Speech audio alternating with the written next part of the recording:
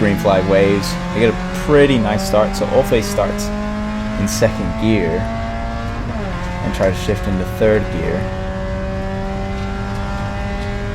I guard the inside, and Olfe is coming up. And he's all right up alongside me. And then he's able to get a good run around the outside. But I immediately take note of that. So I give him the space, and then I have the number 73 behind me of Tyler Klein.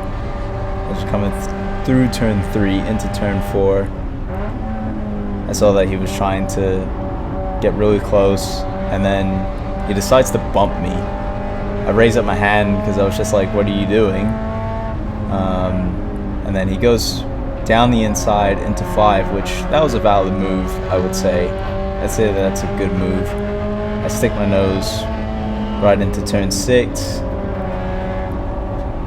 He's able to get a much better exit out of it coming out of turn 7, which that was fine with me.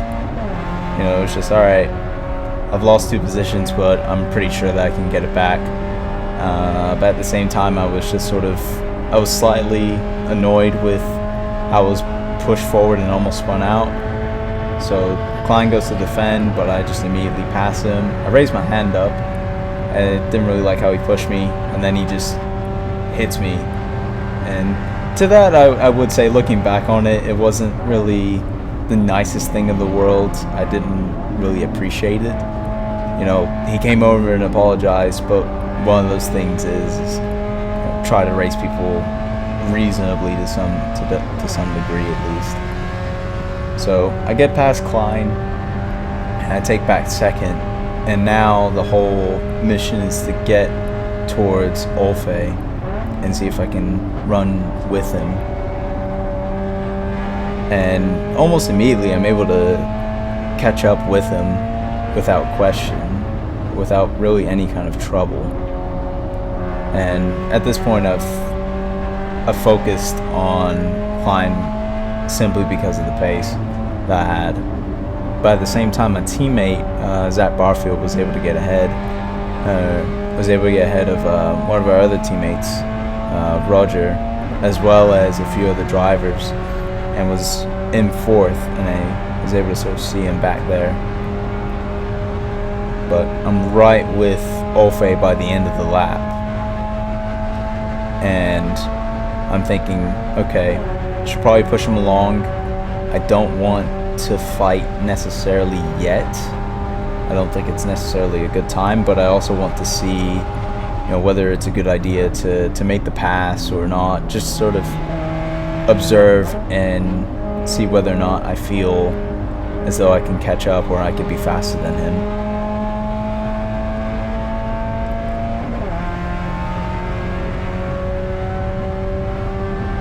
I got on the radio. I think I was telling my teammate Zach, you know, be careful with Tyler Klein, because I still wasn't too happy with him. And you know, I know that it wasn't intentional or anything, but I was just sort of like, in the moment I was just like, yeah, watch out, because he might do something. I mean, clearly he did something to me, so, but I forgive him. I know it wasn't intentional by no means,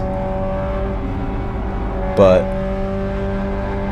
we're riding right behind Olfe and just taking up the draft. And tracks like these, tracks with very simple variation or configurations, have made the draft or staying in the draft a lot easier, but it is still possible to pull away completely without having to worry that much.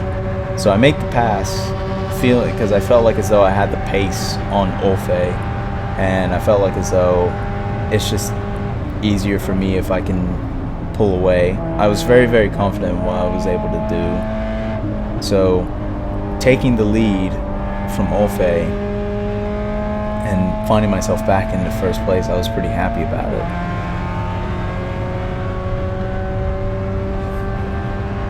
Coming around turn 3 into turn 4. This is probably my favorite, or one of my favorite turns. You're going so fast around that corner in qualifying, but it's a corner where you really, really have to flow, or have to have a certain flow to it. Turn 5 is not too difficult, but it is one that requires you to be very precise with your driving, especially when you're on the throttle, because you can oversteer very easily. As we're coming out of 7, I was pretty happy about where I was. So we skip ahead, and we're coming into turn 7, and I see a bat marker.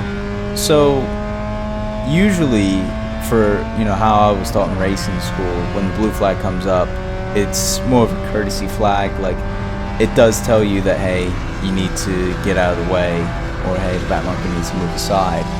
But at the same time, it is sort of out of respect more than it is an actual forced, you need to move.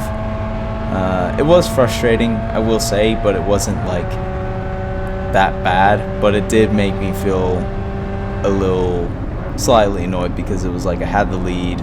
We were coming up really, really quickly, but it was kind of just one of those things where I was I tried my best, and just go from there. But I wasn't deterred entirely, and my teammate was out in front, and Olfe was still in second, so I was still determined to push and see if I can get back up there and help my teammate. So as we're coming around turn 4, there's another bat marker that we run into, and unfortunately I just got unlucky. It was very risky to try and see if I can move to the outside. I just had nowhere to go that time, and I had known that it wasn't their fault or anything like that. It just, things like that happen.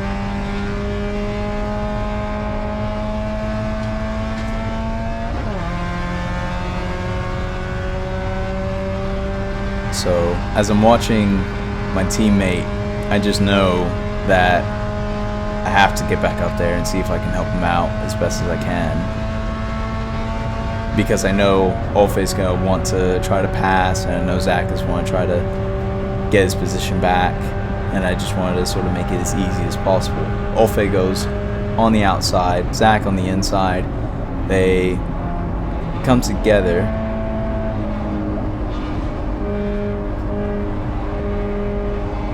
and they're side by side with one another, and this is all helping me get really, really close to them. And it's making it very, very easy for me to find a way through, or find a way to get the pace back that I needed. So Olfe kicks up some dirt. I thought Zach and Olfe were gonna touch through here. I really, really thought that they were. It was just really close, but it was also just awesome racing to see and just be a part of.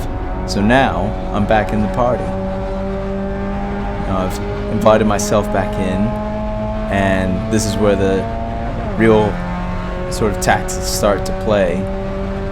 So Olfe's on the inside, Zach's on the outside, and Zach gets a really decent run. I get a really, really good draft, and decided to just push him along.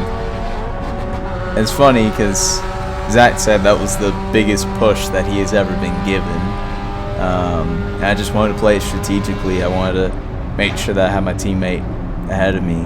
When it comes to teammates and everything, I always want them to succeed, and obviously Zach's not an exception, so I wanted to push him along. Of course, it was without even having to worry about it, without even having to change anything. It was just, obviously I was going to do it.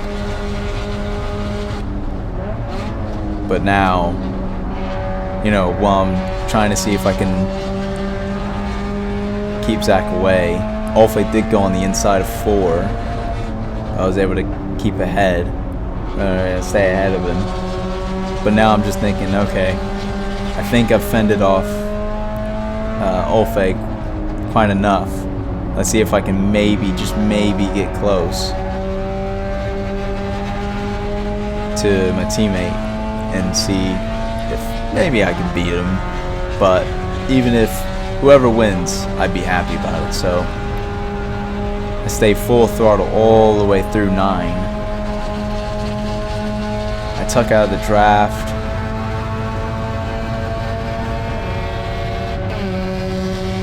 And we cross the line 1-2. And to me, I was really happy about it. Like, to have my teammate win his first race in Spec Miata, I was really happy about it. And to be the one to have helped him along the way, it was just amazing to see. Like, I was right beside him, just to kind of like do that sort of thing where, you know, two drivers are right beside each other as they're across the line. And to me, I absolutely enjoyed that race, every bit of it. I would do everything the exact same way, except maybe not the back markers, but I would still do almost everything the exact same way to replicate that. You know, Zach was really happy about it, and, you know, I was happy for him. Like, I walked over to him. I still had my helmet on and everything, but overall, it's just an amazing race. So there's that one.